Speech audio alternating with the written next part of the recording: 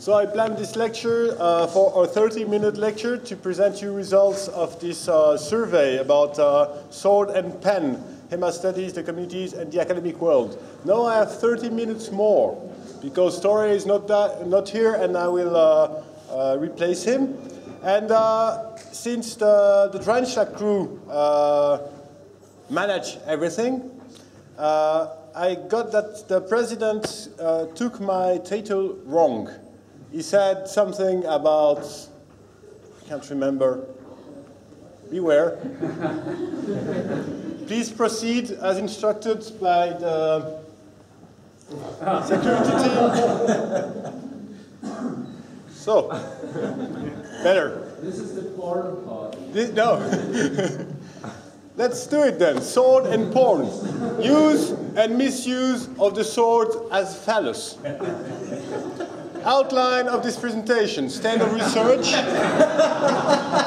The sword used as a phallus handled by a woman.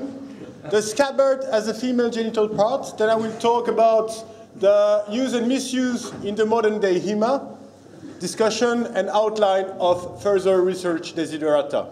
I should quote before I begin, thanks are due to experts in the field who have provided me with resources.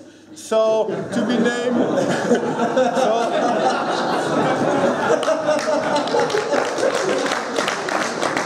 I hope it won't go to YouTube that way. So, let's do proper research. But thanks are due, especially, I will not name them because but if you have some questions and if you want to inquire about the material we gathered, please come to me after the end of the lecture. I will gladly share this with you. Now,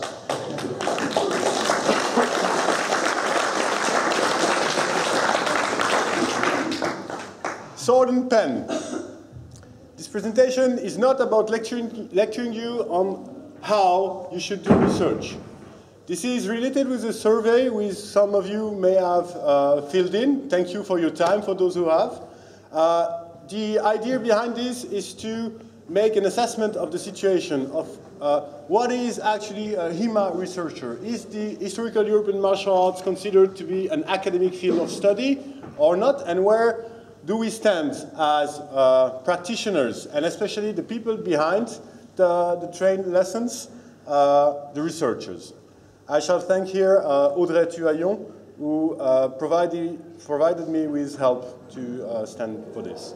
So, here we go. A simple definition of research, according to the Oxford Dictionary, is the systematic investigation into and study of material and sources in order to establish facts and reach new conclusions. This is a very general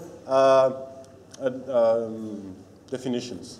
Now here, a simple diagram of academic research based on a scientific inquiry, meaning that you gather source material, you then poses hypothesis, deducted assumption, prediction, then you go over the observation and the test phases, and then you go back to hypothesis. This is a more complicated one. I don't know if you can see this, but okay. So this is not, okay, I'm not lecturing you about how, if you're not an academic, how stupid you are. It's not the point of this lecture, okay? I'm just trying to acknowledge what are the best practices of an academic, professional researcher, and what we can call a skilled amateur researcher. If you type on Google, HEMA research, then you won't find anything very good. If you type it on Google image, then you have some of famous HEMA researchers present here. I don't know if Gregor is here, but okay, so you have an academic in the middle of them, here. You have Michael Chidester here, Matt Callas, of course, and you have recognized the other. But what is an academic researcher? If you type on the Wikipedia article of historical European martial arts, it's obviously done by someone which comes from the States, because he mentions under publication, in the United States, scholarship and reconstruction of the technique of the Italian fencing masters was initiated by the founder of various HEMA schools and academies, such as Brian R. Price of the Schola St. George, Bob Charon, blah, blah, blah, Gregory Mele, and similar studies has been carried out in Europe as well, as explained here, by Matt Easton, founder of the London Schola Gladiatoria, and Guy Windsor of the Finland School of European Swordsmanship. Research into Italian swords forms and influences on the French style of the late 16th and early 17th centuries has been undertaken by Rob Brunecres. And other fencing traditions are presented in scholarship of Paul Wagner and Stefan Hunt of the Australia Stoccata School of Defense. Maybe I will finish the quote, focusing on the work of George Silver and technique depicted in the Royal Armoury's manuscript 133 and of Christian Henri Tobler on the German School of Swordsmanship. Maybe I will propose some updates of this.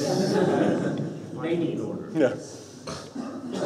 Now, if we jump into professional scholars, academic world, here is an outline of what is written in the latest book of Heiner Welle, who delivers an edition of the Codex Wallerstein. He says in a footnote, quoting or discussing the previous editions, in that sense, the HEMA, Historical European Martial Arts, is rediscovering fight books. The publication activities from those medieval fighters seems to go over scientific standards. Here we meant especially the transcription and edition of Frühneue Hochdeutsch fight books. They may be enough for their own needs, but they do not reach scholarly standards and for literature of scholarly, secondary literature and so on and so on and so on. And that they show insufficient background of historical matters. It would be a home standard research to go into that literature. It's not the point here. I would not like to focus on this type of literature because it would make not much sense here. Classical. We can find other quotes. I chose this one because most of you are Germans. But this is a general common impression I have when I discuss as a scholar with other people in the academic field. What? You're the guy who is playing with the armor. Oh, you're a reenactor. Yeah, that's exactly what I am. Okay. A love-hate relationship between professional scholars who do not understand the skilled amateur. They do not understand what we do here. We call this research, and they don't call this research. Why is that? And how are the main actors, meaning the HEMA researchers for this community, deal with this? So I've sent out this survey, and I had 180 answers. So I will present the results that I have, trying to establish a profile of the HEMA researcher. Before we start, the archetype of a HEMA researcher may include the guy is knowledgeable in medieval and Renaissance history. The guy is trained or familiar with research theory and methods. He has outstanding medieval and Renaissance language skills. He is specialized in knowledge transmission and know how we work with technical literature. And he's trained in paleography, codicology, philology. Moreover, he's versed into the secondary literature of the subject. And also, he has outstanding martial skills. He is experienced, a top-level HEMA fighter. He has solid experience in lecturing and publishing, and he has outstanding didactic and pedagogical skills. You do recognize yourself here, no? Okay. So, some of the questions I've just asked, what is actually HEMA research? And I've listed several points, and most of them agreed that research is or include technical interpretation of source material, meaning establishing technical glossaries and interpreting techniques. This is, from the answers I have, fully part of the research, just to outline this. Then I asked, how do you render your research to the outside world? Because it's something to research alone in his cave, but it doesn't achieve much if you don't compare the result of your research, put down your hypothesis, and so on. And the result is that there is four categories. So published, unpublished researcher, meaning that blog articles, forum posts, and video could not count as publication according to the academical standards. Published researcher without peer review, meaning that you can do self-publishing as well, or being published by a non-academic edition house. Then a scholar, published researcher by scholarly publishing house or journal, meaning mainly with peer review. And the last one is the affiliated scholar, whose work is actually to publish. That's part of his work. And as you see, most of the people answering this, this survey are considered to be unpublished researchers, according to these criteria. And then I've asked, okay, how do you think that if you claim to be a HEMA researcher, by which community are you recognized as such? Local or national community of HEMA practitioners, international community of HEMA practitioners, local or national academic community, and international academic community. This question is intended, is historical European martial arts a field of research or not? I've asked to provide, I asked them to provide some names of researchers they know, or they consider to be HEMA researchers. I've stricken out my name because it's easy, it stands at the top of the formula, so, okay. But interesting here to see that most of the researchers here are no academics.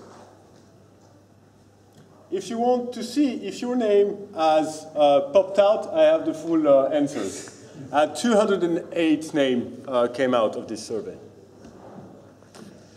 Then, about the Marshall profile, because it is understood in our community that a HEMA researcher must be a hands-on researcher. And obviously, yes, all the people who answered this, most of them are trained or HEMA practitioners, and they are, most of them are regular trainers. They train regularly, meaning regularly 1 time a week, and the average year of experience is 11 years of experience. So the HEMA researcher, according to this survey, at that Marshall profile. To that you have the question of, do you teach? If you research, at some point you teach what you're researching. Yes?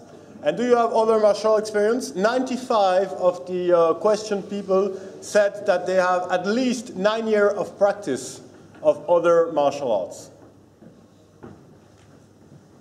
including 33% of training background in Olympic fencing, 18% of boxing, and 15% of judo. So most of them have martial experience outside of the HEMA. Then I come to the question of the education. So as you can see, most of the persons who answered this survey are trained academically, or I will come to the details. So most of them have equivalent of a bachelor degree or a master degree, half-half, as you can see here. And 45% of these degree were training from social science background, 40% natural science, meaning physics, astronomy, and so on, and others 15%, meaning by other, I have people who have written that they have a training as a in theater and so on, so I didn't put more put in it. 33 people out of these 180, here 146 people treated in the results, claim to be currently affiliated with an academic body, meaning 22%. But on these 22%, only 9 have actual positions, so I've checked out. And on these 33, 14 students and 10 undetermined. Couldn't find any information on their affiliations. And this is a critical point you will understand later. And I've asked as well if their studies is related in any way with HEMA, directly or indirectly related, and as you can see, no. So, here's the profile of a representative HEMA researcher. He is an educated individual, bachelor or master, bachelor from the majority, with no direct academic background related to the field of research. He is an HEMA practitioner with 11 years of experience and 9 years of other martial arts. HEMA teacher who doesn't teach abroad, mostly. So I've asked him to teach locally, nationally, or internationally. Most of them do not teach abroad. And they are to be considered as unpublished researcher with no affiliation. Why is that a problem? If you want to have money for what we do, if you want to do serious research according to academic standards, you can actually do it. People do that for life. And they can be funded. Here's an example of a huge, wide program of European research. It's called Uses of the Past. It includes, we wish to invite transnational consortia to submit proposal for humanities-led research into various ways in which our understandings and representation of the past have had or do have significant impact on our present and future.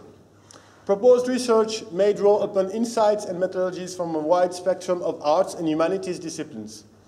Although humanities-driven, consortia are explicitly invited to involve contribution from other research domains where appropriate. They also include a possibility to include people outside of academia as experts. So it's perfect. That's what we should apply for. And you know, these are projects from 1.2 million euros per research group. So here's a summary of the funding opportunity. Funding is available for research projects addressing the theme of uses of the past that involve at least 4 researchers, meaning team of researchers from different eligible countries for 36 months for a maximum of 1.2 million euros. But here is the problem. Eligibility of the applicants. Only researchers located in the following HERA countries, listed countries. Each collaborative project must comprise at least 4 principal investigators. These principal investigators are established chairmen in a university. That means that they won't get paid for this. And that means that we should have at least 4 acting professors to support such things. And then everybody, each participating researcher from these 4 research groups, must be based at an eligible institution and be considered eligible for funding by the funding organization and so on.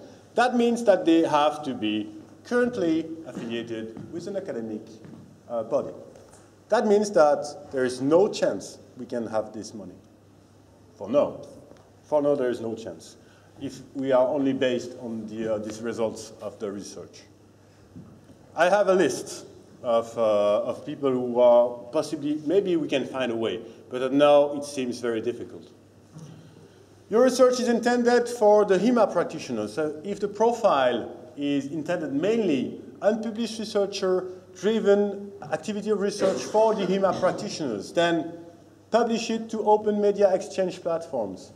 You should license your work under Creative Commons, as some do, and here is a list of well-known sites where you can post this.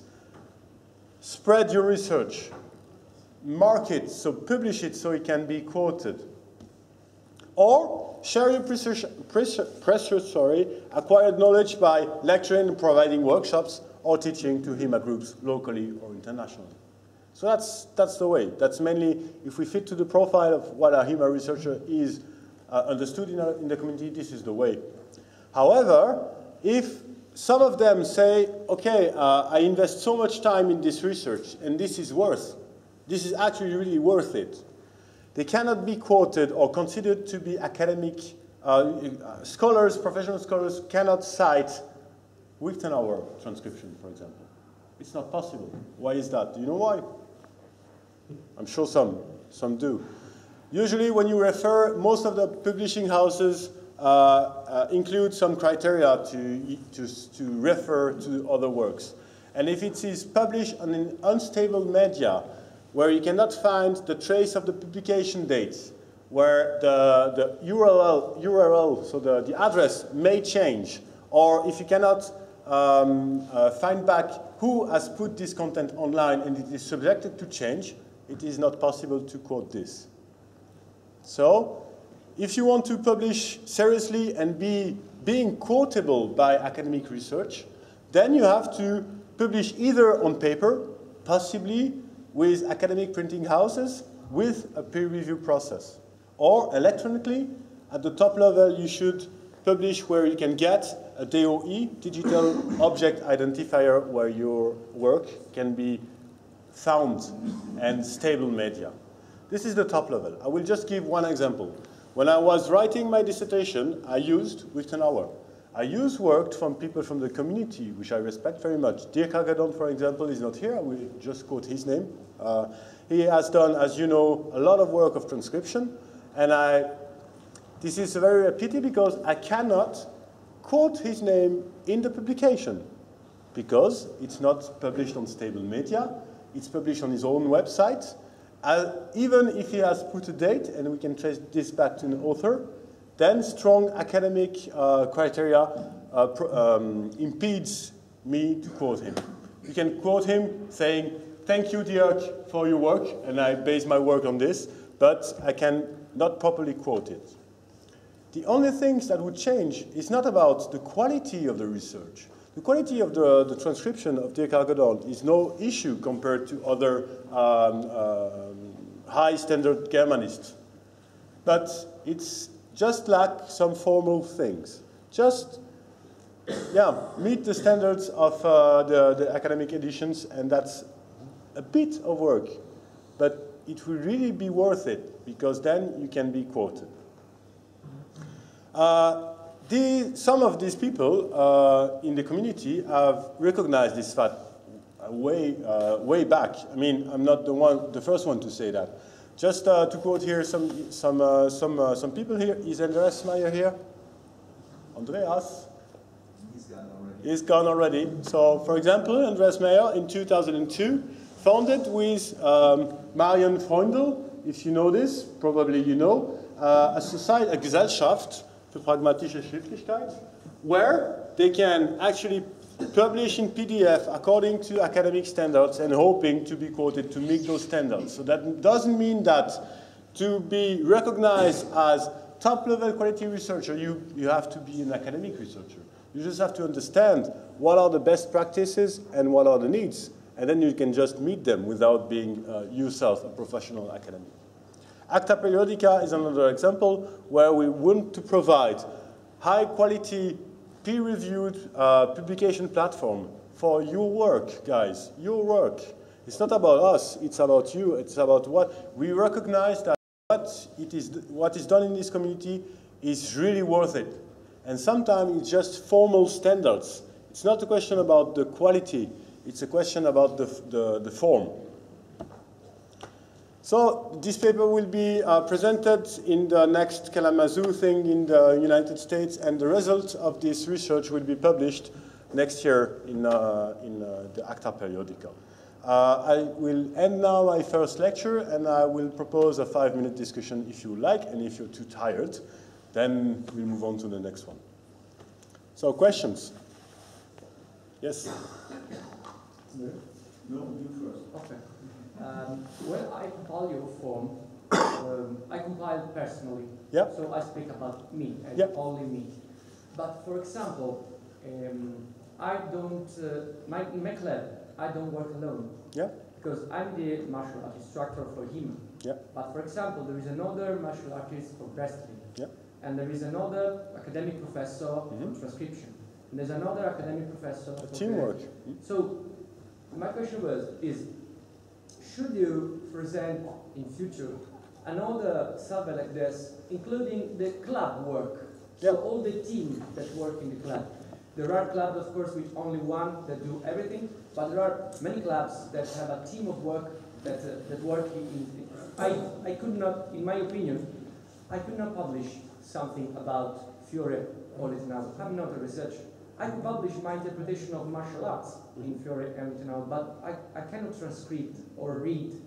I need another person, a professionist. So Francesco Criscibolli will never publish an entire book about this. I could publish a part of this book. So that's my question. If you do it like a team of work, and not only with one of us that writes something or publish. Yeah, completely agree. I could include Folio talking about this in the last part, because these should be the top level skills, and nobody can achieve this alone. Yeah, so yeah, this is teamwork. I know. This is teamwork. Yeah. Yeah, definitely. Thanks for the addition, but yeah, I completely agree with you. I will put this in the folio for the next one. I know, because Bitte schön. Yes, about Dreynschlag, for example. Yeah. You can quote, for example, his book or his books, Yeah.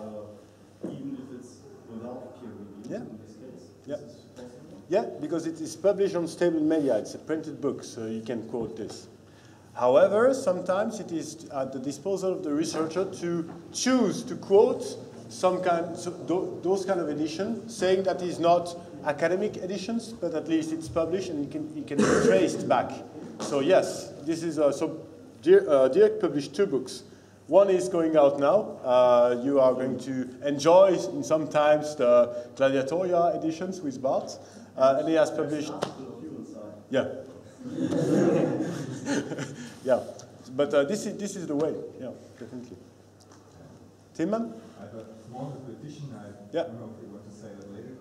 The academic world has the problem with the internet too, and it's already very simple to make an internet publication stable.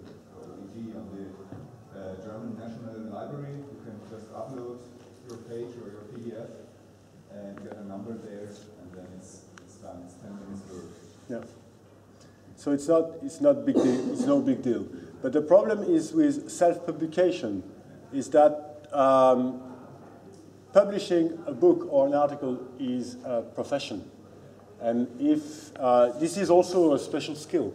So if you go through a publishing house, or if you have help from a professional in editing and layout, then your work would be more appreciated and better considered.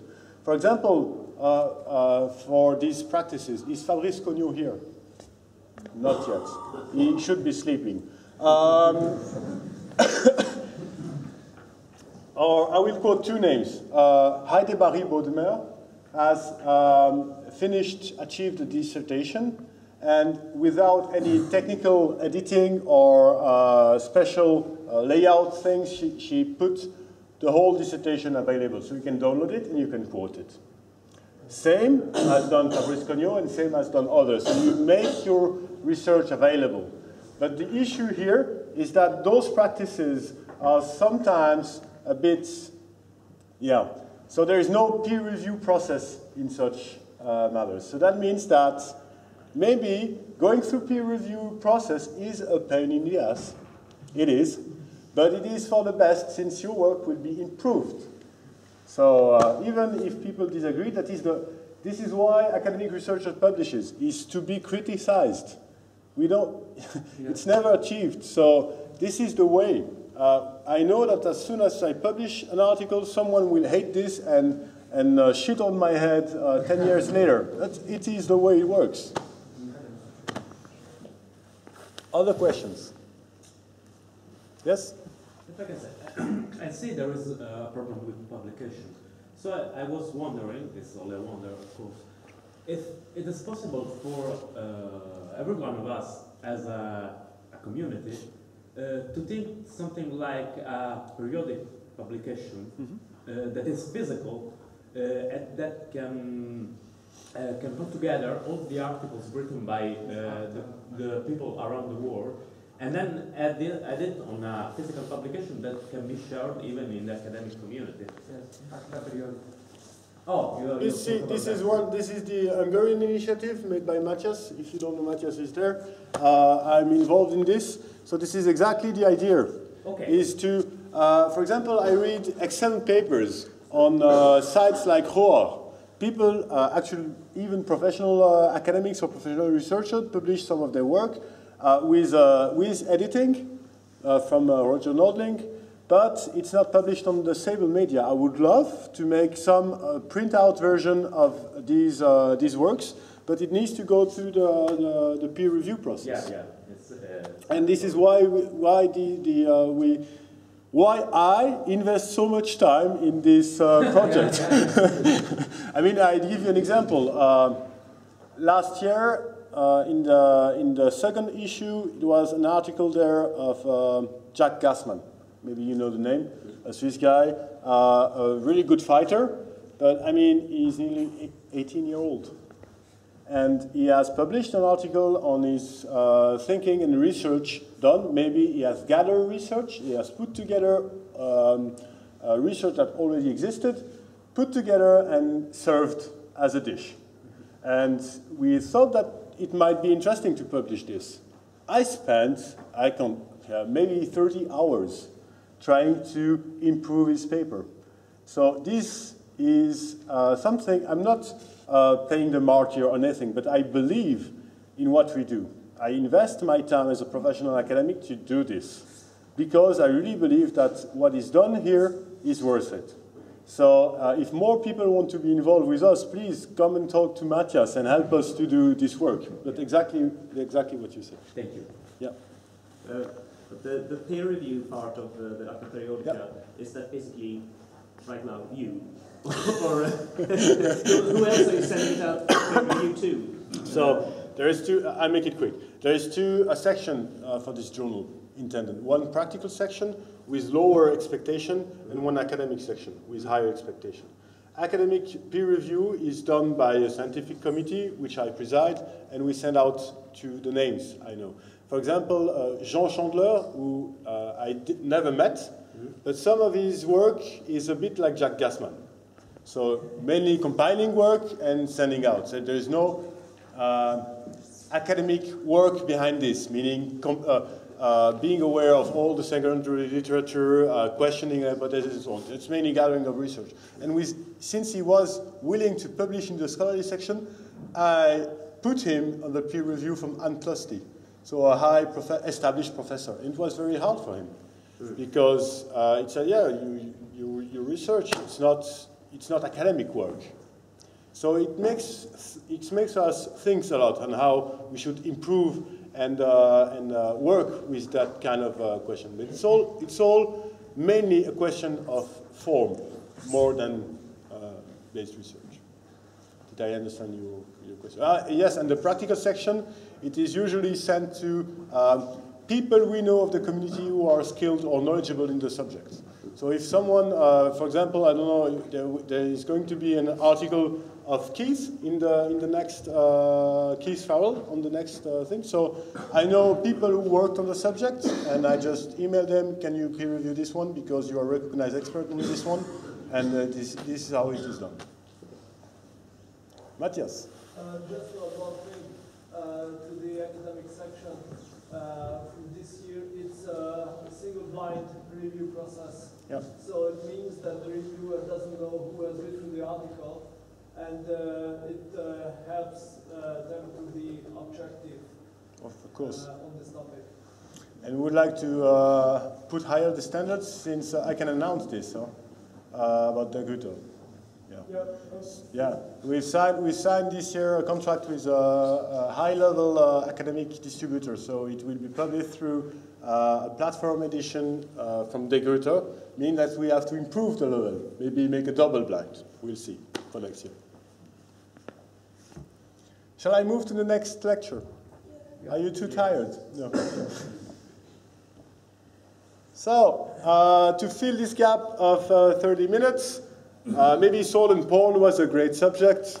I have some material, but I would need more time, maybe next year. I just would like to make something about an article that we've wrote with Klaus Sorensen and Fabrice Cognot together. It is going to be published in May. The title reads, Historical European Martial Arts, a crossroad between academic research, martial heritage recreation, and martial sports practices. This is the outline. So in this, we mainly discuss these three main directions from an academic point of view. Klaus is a curator and a trained archaeologist. I am an historian, and Fabrice is a trained blacksmith and archaeologist as well. So we just combined a few thoughts, mainly putting things together that already existed. We are not the first one to invent and present this research, but we just formalize some of the things that were on our arts when considering HEMA. So I will just now give some of the outlines of the paper. Maybe you will be I don't know. Maybe you will read it or not. You'll see. So I will not go through the papers, through all the question of the paper. Just outline a few points. So we have recognized that there is 3 main directions. I mean, HEMA, Historical European Martial Arts, as we understand it and as it is understood today, can go into those 3 directions. First, it is a martial sport or a martial arts. I come later to this dichotomy. Or it can be attempts into reviving, or the term is not very good, let's say recreating martial heritage. We know that they fought back, we have documents, and now we want to make it again. And the last one is scientific experiments and research. All of these 3 directions, an amateur can do all the 3 of them. And I'm sure most of you can actually do things in those ways. But if you want to put it into a higher level, then you should understand what are the best practices in those 3 directions. And there are governing bodies for this. So for the martial arts and sports, the governing bodies today in the 21st century is the federation, sport federation. For the reviving or recreating martial arts, it's not the coalition of reenactors, it's UNESCO. UNESCO and what they call the national cultural departments, or I'll come later to the details. And when considering scientific experiments and research, the main governing body who established the procedures is university. So, about martial arts and martial sports, 2 sides of the same coin, since antiquity at least. If you don't know about this, I suggest you read an excellent paper of Six Wetzler, who is part of a commission between the definition of martial sport and martial arts by DFK in Germany. Very, very nice article. Note the quote and read that. The question I want just to outline is that usually when we spell the word sport, some of the people here freak out. It's not, no, what I do is not sport. We have to recognize it is a sport. What we do now, we have to have done all the weekend. It is a sport. It is a martial sport, one can argue, but it is a sport. The Sport Accord definition of a sport reads, the sport should include an element of competition, not rely on any element of luck, specifically integrated into the sport, not be judged to pose an undue risk to the health and safety of its athletes or participants. More or less. Yeah, but we are all trying to improve this or to find compromises towards this. So that means that we are working to create a martial sport today. And in no way to be harmful to any living creature or not to rely on equipment that is provided by a single supplier. So that is the criteria for the Sport Accord. I believe we meet that can be discussed, of course. Now, is this a martial art or is this a martial sport? If you have had or if you will have this discussion, I would strongly advise people to first try to understand what the other thinks about what is a martial sport and what is a martial art, in the meaning, in the representation. And that would leave out much sweating and discussion and angriness. That would be the first point that I would just advise. I've addressed this elsewhere, and that was also part of my discourse last year. So, yeah, one can argue about this, of course. But just to say, according to the 3 authors, what we do here is sport, martial sport. About UNESCO, there is an initiative which is called Reviving World Heritage. It is based on the Convention of the UNESCO safeguarding, I forgot the E here, safeguarding intangible cultural heritage. And some of the federation within HEMA is working towards the national bodies, towards the steps of recognition of what is actually an intangible cultural heritage. Of course, there is a link with what we do today with our European heritage. And of course, there is a professional body who deals with this. So if we want to go that way and improve the quality of what we do, we should meet their requirements. What is this? Oh yes, Now moving to the last one, the research part. That is mainly what the article is about. This is a technical literature for how to shift gears. This is an archaeological findings. When the technology of driving cars do not exist in, I don't know, 1,000 years, the researcher will find a technical literature and maybe some of the archaeological findings. But what we do is actually a bodily or an embodied knowledge. Everybody knows how we shift gear if you have a driving license. Now, if you want to reconstruct this without knowing it, it will be difficult. I don't want to lecture about this. Everybody knows what I'm talking about. The project of restoration of a martial gesture from a written or pictorial technical description is highly questionable on the academic point of view. Mainly because of the nature of the source, being a technical literature, its limit for embodied knowledge transmission, and the lack of sensory motor knowledge of the modern day reader. So this is the issue. So before going into interpretation of a fight book, and I mean a single fight book, not the Lichtenauer tradition, a single fight book must be inquired before any attempt, at least research on its author, what we call prosopographic research, the intended audience, and the context of application. Just to outline something. Schimp und Ernst. You all know this, this image where the purpose of the technique is to put someone into a bag. This is to be connected with a special kind of practice, a competition in towns or not in towns, with people doing a Fechtschule, and it's not to kill the guy, okay? And it implies two people holding the bag. More interesting, at the end of one of the techniques inscribed in the Leküchner, he says at the end, hau ihm zu dem Hals, willst du ihm nicht hart wunden? So at the end of the technique, what's the name? Schlag. Hit, thank you. Hitting on the throat.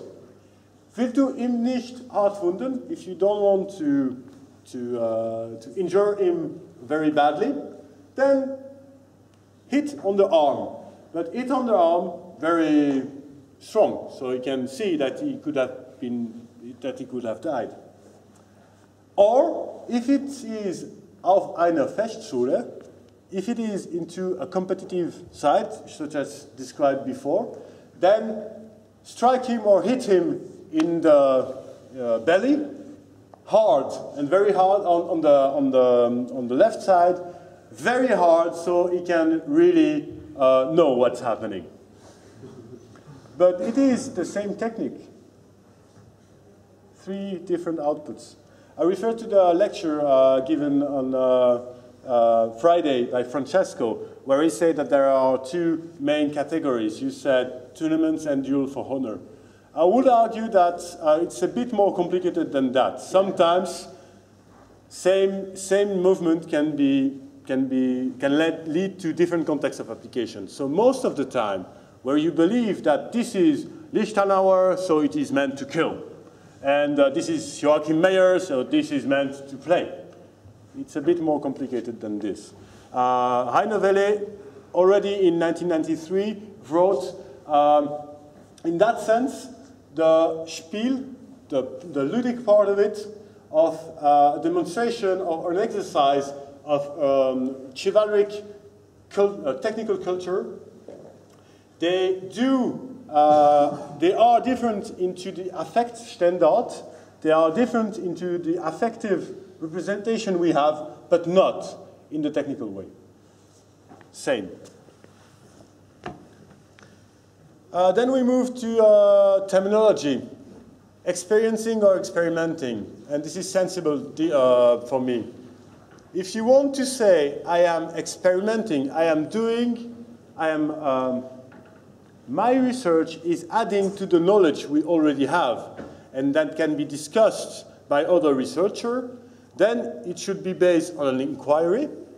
I have a question to answer, and I will put the source, the fight books, to answer this question. It is led, it is observed, and follows a methodology during the experiences.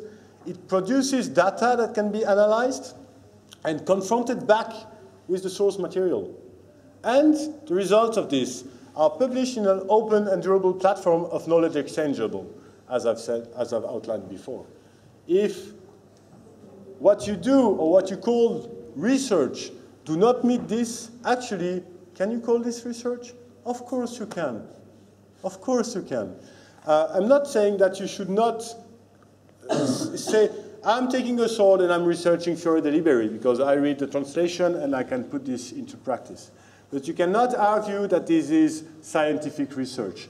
This would be experiencing. I am putting an experience, putting this to the practical test, and it will serve me to better understand, or it will serve others that I'm teaching to better understand, but it will not bring new knowledge that could be verified.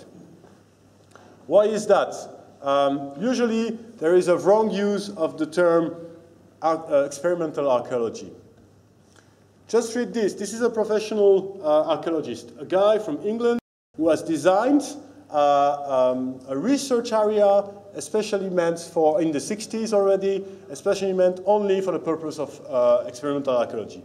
He says, and this is very harsh, at the outset, it is fundamental tenet that experiment had absolutely nothing to do with the exercise of living in the past, dressing in period costumes, reenactment of past events. Nothing. Or indeed, the teaching of well-understood techniques, which may well have been originally established by the experimental process, which he described in his paper, like, for example, lithic technology, pottery manufacture, or laying mosaics. The former are at best theater, at worst, the satisfaction of character deficiencies. Bad, huh? The latter are simple skills which, should they need to be acquired, require learning processes. It is extremely unfortunate that these activities have become subsumed under the overall title of experimental archaeology, since their inclusion militates against the real value of experiments and its acceptance professionally. This is very, very hard. This is very hard. But this is an angry man tired of seeing, okay. It is well recognized now in different fields of academic research that actually putting the object of your research through the experience will bring the own researcher to better understand what he is researching. But it can go further. So that would be considered as experiencing.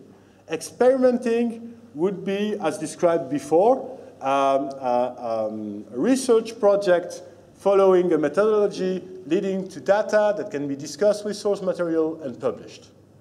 So if you're using experimental archaeology when you present what HEMA does in this gym, you cannot call this experimental archaeology. Modern equipment and implication on practices. Common issues related to simulators choices. So for this part, we go through several things. Shoes, swords, training with sharps, and some practice we have observed, broadly diffused in the community. And here, Klaus discussed the question of the swords. So, of course, we are a new community. We are growing. We rely on manufacturers, skilled manufacturers, less skilled manufacturers. So when you choose a sword, it's not only based on scientific needs, it is based on what is available. And there is also the question of the price. But whatever you choose, the choices you take when you choose a sword will have implications and consequences on your practice. So for example, some of the pitfalls observed: swords whose appearance and features are not representative of the time period and the source material being analyzed. Or swords whose length is not representative of the time period and the source material being analyzed. And lastly, swords whose weight is not, or mechanical properties is not representative of the time period and the source material being analyzed. Meaning that if you train Fiore with a Regenier feather, then you're doing something wrong. Then we discuss about several things, shoes and ground application implications You know all the story, I won't go into details, and protective equipment. Of course, you can see people dressed in period costume doing HEMA saying that it will improve their interpretation of HEMA. It is true if it's not only based on visual aspects, but on the mechanical properties of the clothing. So beware of what you think. Remember the 3 directions? If you are, I don't know, wanting to revive heritage, then it would be, if you present it to a general audience, it would be nice to do this in period clothing. Period clothing is not a costume. It is period clothing. It's actual, yeah, I know. But I know most of you are convinced. Pressure testing, tournament and sparring, a platform for combat sports.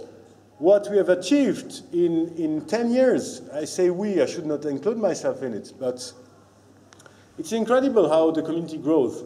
And incredible the professionalism level developed in having competitions, developing material, and so on. But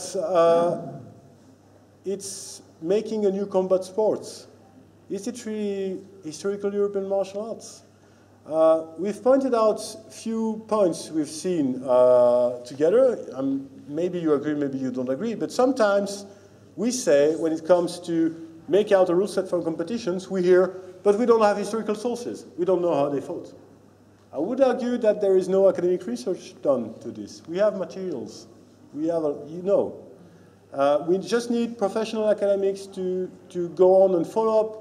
Already, people who have, like Wassmanndorf or other in the 19th century, who has begun to dig this material and make it available. Of course, if you type on Google historical rule sets, you won't find, yes, you will find the Madgas post about the Belgium Franco-Galt rules, but it is not true. We don't lack of sources. We lack of academics digging to the material. Then it is argued that scoring is the primary goal and this doesn't cope with historical martial arts. Well, scoring is documented. There are competitions already in the 16th century where it was based on a point system. But there are other ways of ruling a competition, not only this one. And we also hear this is a useless technique. It doesn't work in tournament because it doesn't. Well, then maybe it's time to go back on the bench and work out your interpretation. HEMA, the H stands for historical. Well, does this mean that if you are part of a group that is only focused on competition, should you call yourself otherwise? I don't know, it's just a question mark. Is this HEMA what you do? Is this something else? I don't know, that's an open discussion. I'm really happy if people are reading our paper and discussing more about this matter and publish against us. Please read our paper, and I will stop right now. We have 5 minutes more questions. I'll be happy to answer them if you're not dead or asleep.